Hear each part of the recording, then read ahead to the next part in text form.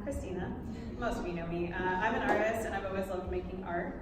A lot of you know that I've been doing activist stuff lately, but I'm really most comfortable sitting in the corner of a empty room, quietly sketching away, and I'm rarely sitting in front of a room full of people. Thank you, Dalenberg, for making me comfortable with that, I guess. Once you've exercised as a banana in front of me, there's no going back. Anyway, being in front of a room full of people was my dad's job. He was a teacher and a lot more comfortable being the life of the party. I was the kind of daughter that would hang back, and then he'd have to physically push me to go talk to people. So you'd probably be pretty confused to see what I'm doing right now. Since he can't introduce himself, I'm going to give you a few quick Cliff's Notes. John Sacci was a beloved teacher at Hoboken High School. He loved his job and was beloved by his students. He had a big, funny afro that was a classic leftover from the 1970s, and the kids would call him Ronald McDonald. I don't know what he called them back, but I'm sure it was twice as smart ass. Thank you. He worked incredibly hard during the day, coaching extracurricular activities, and kept busy remodeling our house in his spare time. I use remodeling as a severe understatement. He fully took our house apart, and he loved every minute of it, even when we didn't. He was a superstitious, religious guy who'd get stressed when his wife and 4 daughters, his wife is here, my mom, and my other sister, Jenna. When his wife and 4 daughters would make him late to church every single week. He was a loving husband to my mom and a warm, funny, encouraging father to me and my sisters. We loved him, and we'd kiss him hello and goodbye when he'd go to or from his various obligations. I still remember the last opportunity I had to say goodbye to him. I heard him and my mom chatting outside my door on a cold morning, and I chose to stay in my warm bed instead. That was the last morning that we woke up, lucky to be ignorant about the pain of loss and the power of gun violence. It was also the beginning, It was also the beginning of a very long conversation about guns for my family and I. That day, in the late afternoon, my loving, hilarious dad walked out of the school he loved when a man walked up to him and shot him 3 times in front of students. My dad died needlessly on a street corner on a cold winter day without his family to comfort him. The man who killed him was reportedly inebriated at the time, and after shooting, walked a few blocks away. He was chased after before killing himself. It turned out the man had a known history of being emotionally unstable. We learned that he abused alcohol and his wife. He also harassed my parents in documented incidents, and yet even with all those issues, he was still able to acquire a gun. Fast forward 20 years.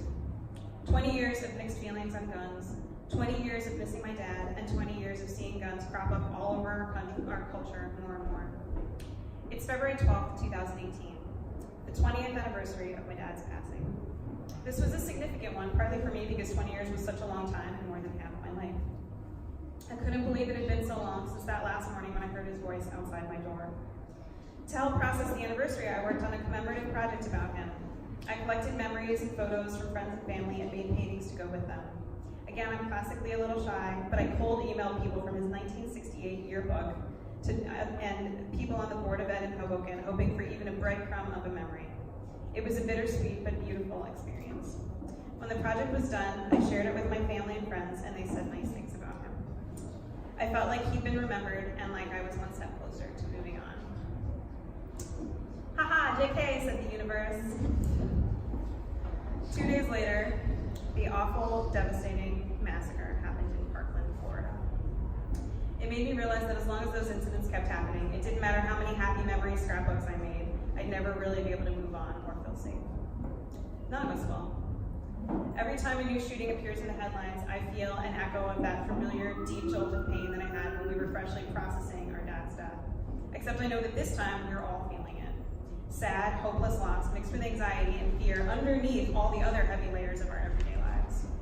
What can we do but cry for those poor people and fear for the future? These shootings happen so frequently now that I have a coping routine down. Sad, right? Maybe you guys do too. I just give myself space to read about them. I see the headline or hear about it and actively avoid the news and conversation until I have time alone. I stayed home one night shortly after Parkland, listened to the news, and painted the Hold Your Fire bird. Many of you know the image well at this point. Thank you for that. what was once a painting that probably would have gotten buried in my archive of drawings got turned into a shirt that's raised over $9,500 for gun safety via Everytown. And I'm actually really surprised that it's still going. Somebody bought like 6 shirts just today, which is like awesome. I don't know who that was. Yeah, I don't think they're here, but anyway, that's awesome. And this shirt also marks the end of my old passive coping routine and the start of a new one that includes greater awareness and action. So I guess I'm an activist now. But I didn't get up one day and put on my big girl activist pants and ta-da, activist, boom. So how did it happen? And also, how does that relate to you and your journey? For me, it happened when I started letting myself feel the pain of my own story and the stories in the news. I just started reacting to them from my heart. Sorry. I should, if only that happened when I said, they all want to come in. They all want to come in. Anyway, it was difficult to hear them and start reacting. Those stories are sad, especially if they make you relive pain from a loss like mine, or from just reliving the gobs of other shootings we read about in the news. If we actually take the time to empathize with the pain of the victims' families, we will want to seek out ways that we can help. I came to realize that I wanted to be someone who did something, anything, to change things, and I know now how much better that feels than being despondent. Despite that, I still question all the time if I'm on the right path, because I find government completely intimidating. I don't know about you guys, but I can barely understand how to read those terribly designed ballots. They make IKEA instructions look downright obvious. I don't understand the inner workings of this complicated country of ours, but I'm learning. Maybe you feel the same, and I'll help you get started. It's easy to feel overwhelmed, but we need to remember that we have the option to do something about it, that voting and public action are privileges, not inconveniences. In another country, we might not even be able to do this, convene and talk about it, much less march or vote. I feel grateful that despite our grievances with our country, we can express ourselves and openly ask for the things we need, like common sense gun laws. And speaking of expressing ourselves, I was pretty shocked that when I started openly expressing my grief and sharing my dad's story, instead of people getting scared off by it, I liked. I realized how much I needed to talk about it, and hearing me talk about it opened up other people's eyes. I have expressed myself in speeches or events like this, but also in small little ways like comments or Instagram captions. I'm still surprised when people thank me. I've learned that we never know who's watching us and who's getting inspired when we step up and do something. That if we march, someone else might march. If we write a caption to raise awareness, someone else might too. If we vote, someone else might vote. It seems obvious now, but I never considered the ripple effect before of small actions, and it was surprising.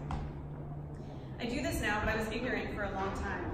I used to hear about marches and kind of ignore that they were happening. I'd enter the conversation like a drunk who'd just woken up from a blackout. Wait, what march?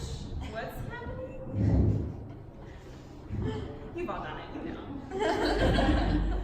I'm not a marcher, I thought. That's those other people. The gun violence, I didn't say that's not even, you know what I mean. The gun violence March for Our Lives was the first march that really spoke to me. But even then, I almost bailed at the last minute because gun enthusiasts scare me and I was afraid of opposers. Hillary can vouch.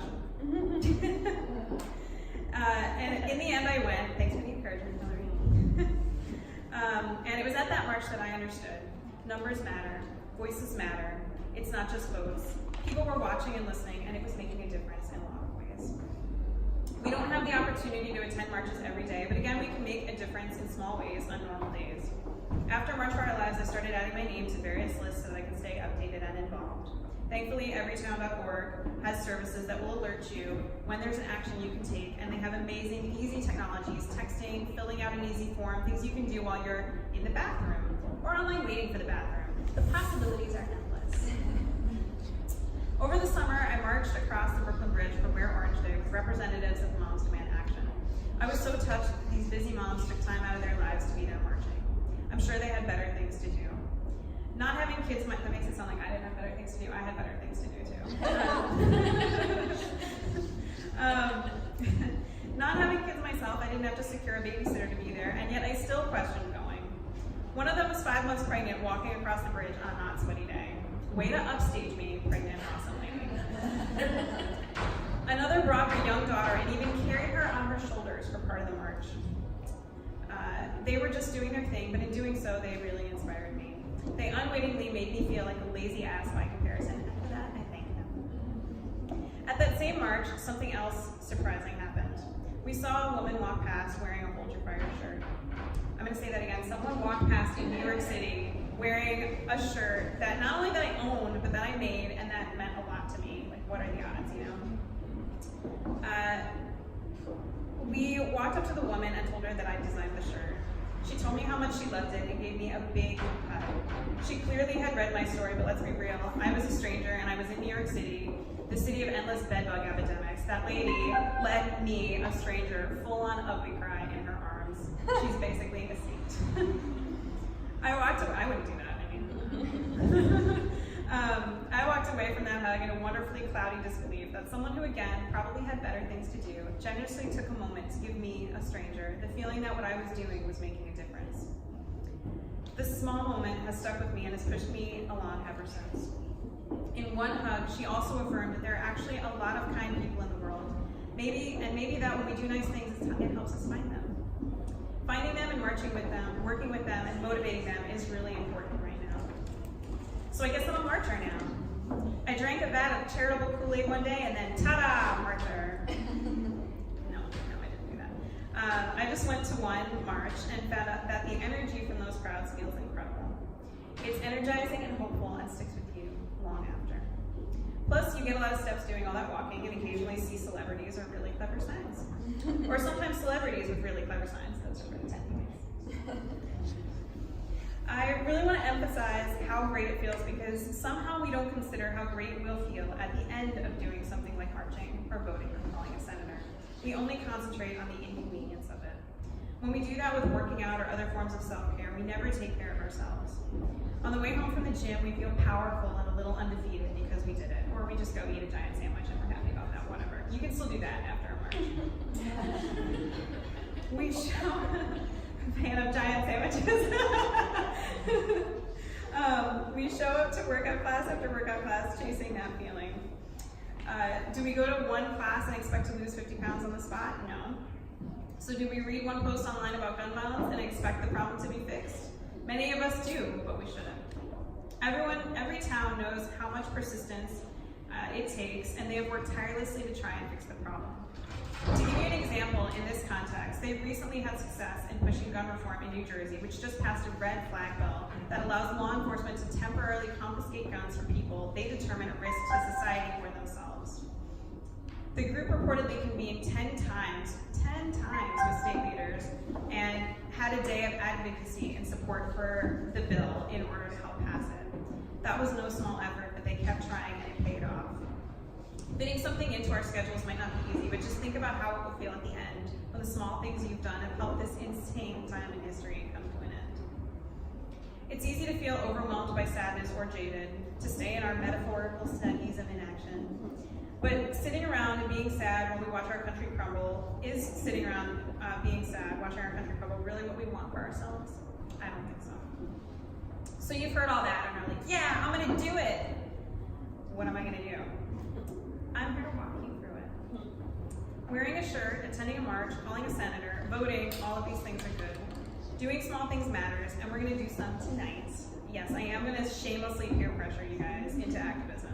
And before you start doing the, I don't know, I came for the food or something, it's not gonna be hard. Don't be scared. It's scary out there, not in here. Out there, people are dying all the time, every day. In here, we're just gonna do something about it. Who's in? Yeah. All right. So